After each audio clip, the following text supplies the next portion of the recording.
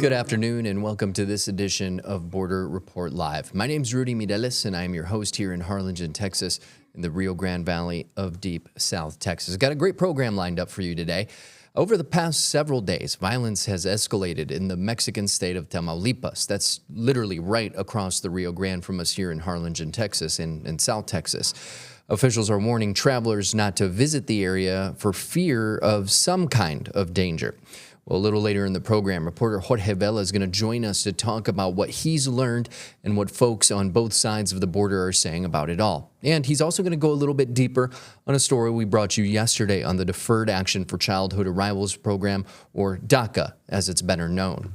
So stay tuned for that. But first, as always, let's start today's edition by taking a look at what's trending across the border, starting with police in Texas could soon be able to arrest people they suspect of entering the country illegally, following a federal appeals court ruling that overturned a lawsuit to stop it from going into effect.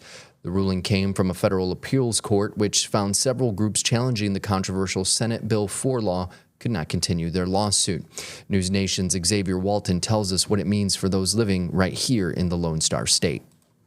At the end of the day, people want to know what this looks like every single day moving forward, because with this ruling by the Fifth Circuit Court of Appeals, it essentially reshapes to a degree what policing will look like in the state of Texas. Also, it sort of reignites this battle over immigration in the Lone Star State. Now, the court cleared the way for Texas to enforce Senate Bill 4 law, allowing state and local police to arrest people suspected of entering the country illegally. So how does that translate day to day for officers? Well, it could give law enforcement more power during traffic stops, booking someone into jail, and even routine calls, putting local officers into immigration enforcement, a role traditionally handled by the federal government. Supporters say it's a necessary tool to help secure the border. Critics warn it could lead to racial profiling, fear in immigrant communities, and confusion over who should be making immigration arrests. Legal experts say officers may need additional training given how complex immigration law can be. So we want to be sure that Texas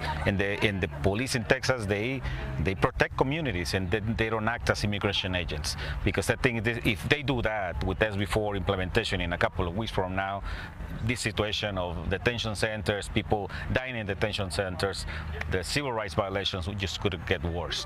And this comes as border crossings have dropped from recent record highs, raising questions about how often this law will actually be used, and it's still unclear when SB4 will actually take effect. One thing that is clear: immigration isn't just an issue at the border, it's in every community here in Texas and beyond. From Dallas, Xavier Walton, News Nation. Now, Republican Texas lawmakers have argued that the state has the right to defend itself against unlawful migration, while critics say immigration enforcement is primarily a federal responsibility. In other headlines, a federal appeals court says the Trump administration cannot jail immigrants without a chance for a bond hearing, citing, quote, serious constitutional questions. Tuesday's unanimous ruling from the Second U.S. Circuit Court of Appeals challenges the policy put in place last July. The policy denies bond hearings to immigrants, including those with no criminal history. This differs from previous practices where non-citizens could request bond hearings. The ruling sets the stage for a possible Supreme Court appeal, as other circuit courts have upheld the policy. The court found the government's interpretation of immigration law defies its plain text, purpose, and history. If you are an immigrant hoping to get a green card so you can legally live permanently in the U.S., what you share on social media could make that process more difficult. As News Nation's Allie Bradley tells us, migrants can be denied consideration based on social media activity and participation in certain protests. Yeah, we've heard them say that they're going to vet people differently, and now we have this new warning from Homeland Security saying what you have said online or what you've done in protest could actually impact your ability to stay here in the United States. So the Trump administration is rolling out this new guidance allowing immigration officials to weigh past speech and behavior when reviewing green card and citizenship applications, triggering a growing debate over free speech and national security. The move comes following reporting by The New York Times, citing internal documents that claimed immigrants can now be denied green cards for expressing political opinions, like participating in pro-Palestinian protests or criticizing Israel. Officials say the focus is on identifying potential threats. A spokesperson for the U.S. Citizenship and Immigration Services saying, quote, certain behaviors and statements may raise serious concerns for USCIS personnel reviewing an applicant's file, including espousing terrorist ideologies, expressing hatred for American values, advocating for the violent overthrow of the United States government, or providing material support to terrorist organizations. Such actions warrant closer scrutiny. But critics warn the policy could sweep in protected speech, pointing to examples where criticism of Israel or protest activity may be considered a red flag.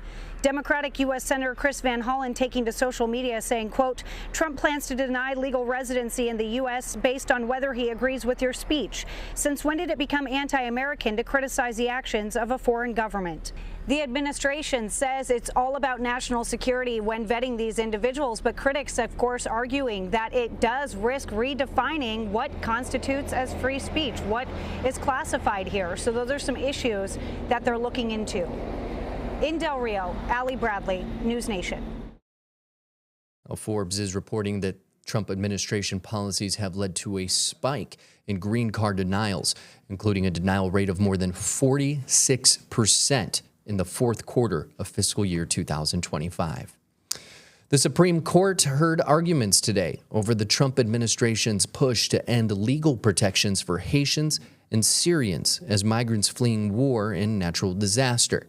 They were among those from 17 countries with temporary protected status, which allows migrants already in the U.S. to stay with work permits in 18-month increments, so long as the Secretary of the Department of Homeland Security deems their country of origin unsafe for return. That's something we've previously reported on right here on Border Report Live and, of course, on borderreport.com. You can search that story by using the key terms 17 countries on borderreport.com. Back to today, during oral arguments, Attorney Jeffrey Pipoli said that the administration ended TPS for Haitians because of, quote, racial animus towards non-white immigrants and bare dislike of Haitians, end quote. Justice Samuel Alito questioned Pipoli on who is considered white and who is not. At one point, he listed off various nationalities like Syrians and Greeks and questioned whether Pipoli would consider them white. Pipoli generally answered that he didn't know or hadn't considered that question. Liberal-leaning Justices Ketanji Brown Jackson and Sonia Sotomayor are questioning whether racial animus played a part in the administration's decision to terminate TPS. We just mentioned it a moment ago, but you can always read these and more stories on borderreport.com 24 hours a day, 7 days a week. To read these stories, just search up those key terms like we just used just now for the last story we read to you, 17 countries. Of course, you can find all of that 24 hours a day, 7 days a week, live on borderreport.com. So stay with us. When we come back, we're going to speak with reporter Jorge Vela about the past several days of violence that has continued escalating in the Mexican state of Tamaulipas, right across from us here in the Rio Grande. Stay with us. Border Report Live is back in 2 minutes.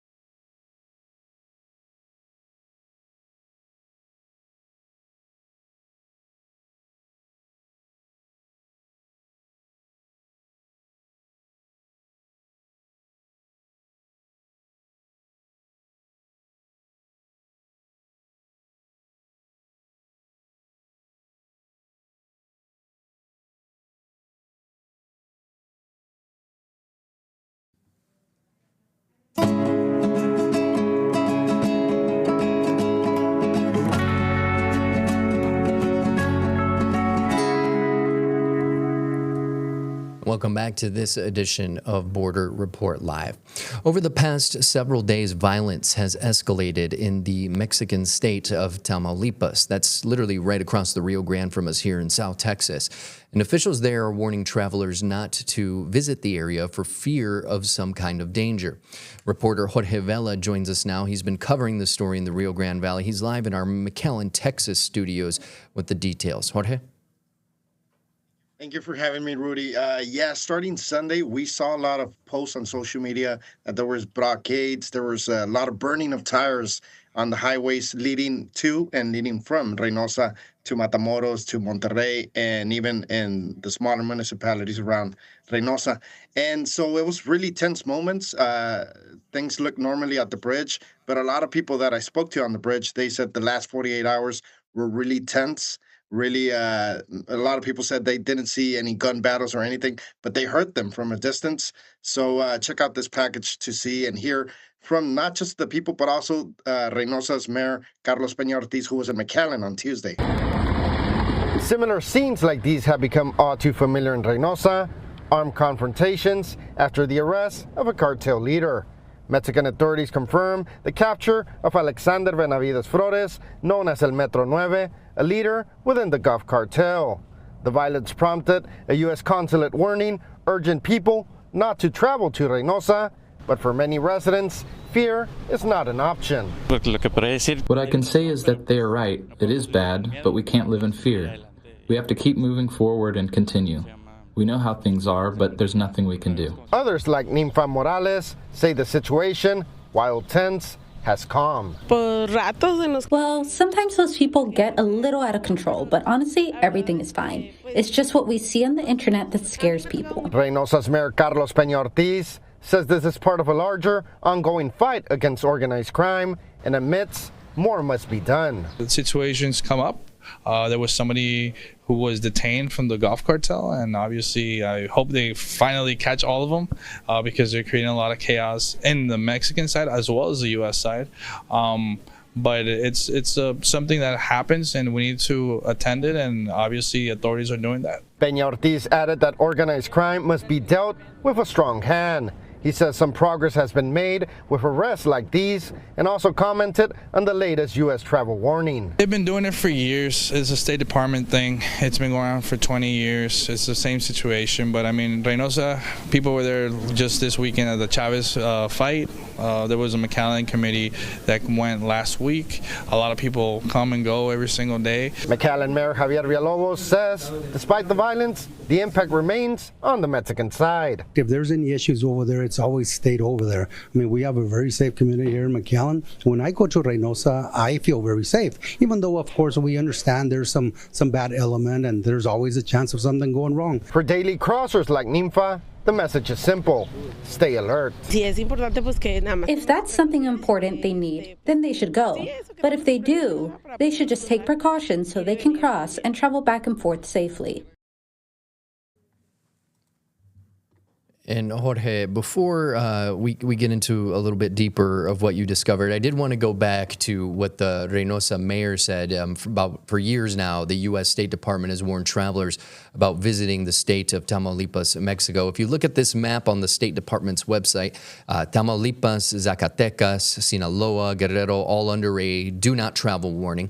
The next level down is reconsider travel, and that warning includes the Mexican states of Baja California, Sonora, Chihuahua, Jalisco, and more listed. And the only states technically considered safe by the U.S. Department of State to travel are those in the peninsula, Campeche and Yucatan. I did want to get back into what both mayors were saying, which I found interesting. Mayor Javier Villalobos here in the city of McAllen on this side of the border, referencing the how things don't usually spill over the border. City McAllen oftentimes annually on that list of safest cities, not just in the state, but in the country, as is, the city of Brownsville, the biggest city down here in the Rio Grande Valley. You know what, Rudy, speaking of that, it was pretty interesting when the mayor of Reynosa spoke at that meeting. They were signing a proclamation for the sister cities, and he did talk about how McAllen is one of the safest communities in the entire country. And he said one day he hoped Reynosa, Tamaulipas in general, to be as safe as McAllen. But I mean, the people we spoke to were from Reynosa. They were all residents from Reynosa, and they all said it's bad. It's bad that they want more security, but they feel they cannot do anything about it, so they have to continue living on their normal lives. But if you see online, there's this big group of people from Monterrey who travel to McAllen frequently, and they were all posting like, "Hey, is it safe to travel? Hey, should I go this week? Should I postpone my visit to McAllen, go shopping to the beach in Zapata Island?" So, I mean, people are worried. And it just turns out that the people from Reynosa, they have to continue their normal day routines because they live there. Yeah, you know, what was interesting about this is there were two major captures of cartel leaders over the last couple days. I believe it was yesterday or the day before. Mexican authorities said they had captured El Jardinero, who was a potential replacement for Nemesio Oseguera, the former leader who was killed of the New Generation Jalisco cartel. El Metro 9 of the Gulf Cartel, that one didn't get a lot of publicity, but is that something that those folks that you spoke to in Reynosa are now getting used to, that as you know, Mexico starts getting into these fights with cartel leaders, that this kind of stuff is going to be popping up more and more? And Rudy, speaking of the capture of Enmencho, it was kind of similar scenes where we saw Enmencho captured about 2 months ago, and then somebody big in Reynosa. And then this past weekend, we saw the same thing. We saw Enmencho's pretty much number 2 captured, and also something similar in Reynosa. But people, I mean, El Metro 9 was considered somebody, according to Mexican media, that he would put a lot of postings, and he would control most of the suburbs outside of the major city of Reynosa. So that's why many of the people who cross and live near the downtown area, they said they didn't hear as much gun battles or things happening in the city. But outside the city, that was a whole different story. And speaking of the Reynosa mayor, he did said something pretty interesting, that he wants a stronger hand against this criminal group elements. And that is something that people at Reynosa say they want too. They want the authorities to go more after them and tackle the problem head on. And especially since the World Cup is nearby, and a lot of people will be traveling from the United States through Reynosa, through other parts of Matamoros like Nuevo Laredo, Matamoros. And I mean, they want a safer way to get there. You know, what I found interesting is that so often when we think of the cartel violence that's happening just south of us, south of the Rio Grande here, over the years, we've kind of grown accustomed to a lot of these local leaders down at the city, the municipal, the county, or their equivalent to a county, the state level. A lot of those guys, a lot of those gals, and the folks of the cartel themselves. It's something that, you know, even federal Mexican officials have said has been a big problem for them in battling cartels, is that, you know, so many local police, local municipal officials, you know, they're working hand in hand, whether it be for personal gain or to keep their communities safe in a lot of ways. This mayor of Reynosa, a pretty young guy, what's your evaluation of your conversation with him and the direction that he wants to head?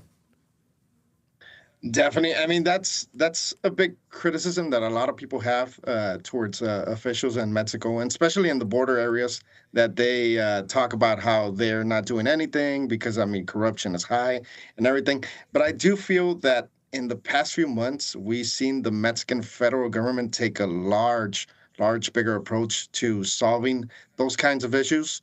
And I mean, with the Reynosa mayor, I mean, this is the first time I actually speak to him. It was pretty interesting to hear how he also backs that idea. And he was pretty blunt. He wants them all captured. That was really interesting to hear from a mayor in a border city across in Mexico. So we'll see. We'll see if there's any more captures or anything. He talked about the Chavez fight and other events happening in Reynosa. Those events seem to be continuing on, and based on social media, based what the city posts, they seem to gather a lot of people. But generally, the people, again, they were just talking about how they're becoming too accustomed to it that they just continue normal on. Yeah, and I assume, you know, for them, you know, it's different for us. Like if we have business on the south of the border, or maybe, you know, just going to visit family members or something like that in Reynosa or Matamoros, it doesn't matter where, all the way out to El Paso, you know, out that in Ciudad Juarez, all those areas. we can just say, yeah, we're going to wait a little bit. Those folks had to continue living there. When you spoke to that woman, she said, kind of stay alert. But did she mention any kind of, changes? Is she, not going out as much, or is she just trying to continue living life as normal, just with her head on a swivel? Pretty much she said something that I heard from people who cross from here to over there and to Mexico, and they said that they do all their activities during the daylight. That's pretty much what she said. Like, hey, by 10 p.m. or even earlier, as soon as the sun settles, just have everything done. Just go out only if necessary, and that's pretty much the main thing she said. And Julian, he also said he tries to come to shop early here on the Texas side and be over there before 5 p.m. So that way he can go back home, be at home, have dinner, and just be with family. All right. Well, thank you for your reporting on this. We appreciate it. I did want to talk to you a little bit about something you reported on yesterday, and that is the weakening of DACA here in the United States. Tell us a little bit about what you've learned regarding that. Essentially, the immigration judges can no longer dismiss any removal case, even if somebody has an active DACA valid status. And the attorney Wendolin Rodriguez, who spoke about this issue, she essentially says that, let's say somebody's detained with DACA, and they are detained or they're put in a detention center for some time, it becomes a trap in the sense that a judge can no longer be like, hey, this case is dismissed because this person has valid DACA and they can be in the country, whether it's temporary. But with this new policy, they don't have to do that, or they cannot be no longer allowed to do that. So that person stays in detention or in custody until the case resolves. Now, she says during that time, that person, let's say her DACA expires in the next 3 months, and that person is detained for those 3 months, then the immigration authorities can just be like, you know what, you already have no active status, so you'll be removed from the country. So essentially, she says that's a major trap when it comes to DACA recipients. It sounds kind of similar to something you reported on last week about an Indian national here in the Rio Grande Valley. He was detained. He had a valid work permit, but technically he had no permission to be in the United States. It's almost like a catch-22 that they're finally kind of enforcing almost. Exactly. And the same thing, and it was actually the same attorney, Wendolin Rodriguez, who was representing that family. And she said the same thing. It was a technicality where they essentially had the work permit to stay here in the country, but their active status was already expired. So she believes this is going to impact DACA recipients as a whole.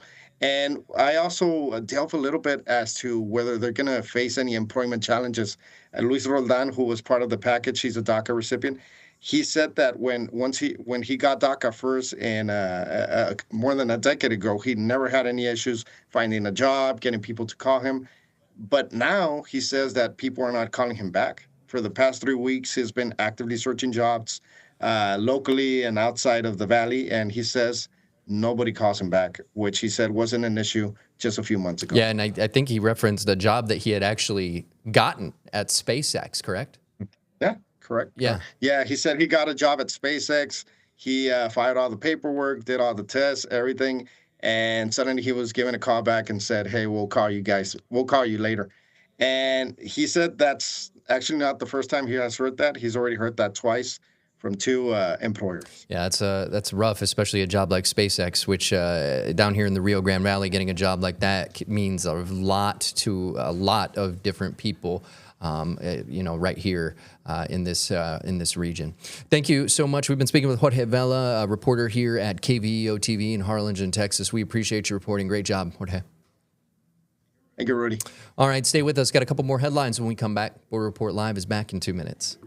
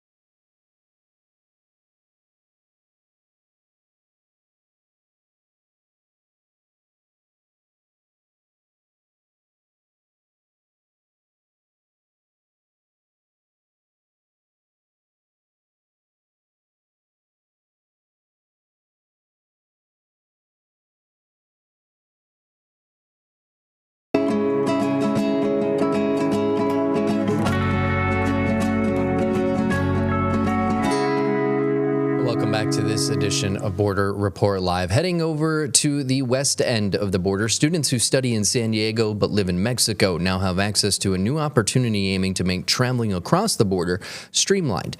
Last week, U.S. Customs and Border Protection launched a new pilot program known as the Coordinated Access Program. The program aims to cut down commute times for students needing to cross over the border to attend classes. The CBP app asks students to have valid travel and immigration documents and an assigned authorization code provided by their schools. Currently, it's only available to students enrolled at San Diego State University, Southwestern College, and University of California, San Diego. But once approved, students can use pedestrian lanes at the San Isidro and Otay Mesa ports of entries.